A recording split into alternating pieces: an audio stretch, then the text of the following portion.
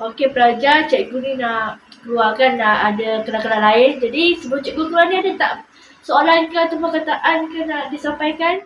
Sabar Ego, saya nak tanya satu soalan lah Ego. 1 tambah 1 berapa? 2 tambah 5 berapa? 5 tambah 5 Ego. Berapa? Cukup. Boleh tak cukup tanya soalan-soalan? Boleh tak? 5 tambah 5, 10 tambah 5. Dah lah tu. Cukup lah tanya soalan. Ponik lah kau ni tanya soalan-soalan. Dah baiklah cikgu tu buat. Dah.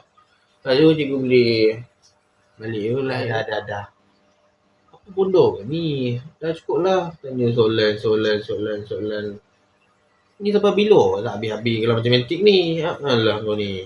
Yelah cikgu, saya tahu tu kata baik ada dari soalan. Tapi masalah cikgu bahasa Melayu ada kat luar. Masa dia sekarang cikgu. Dan lagi satu, cikgu matematik.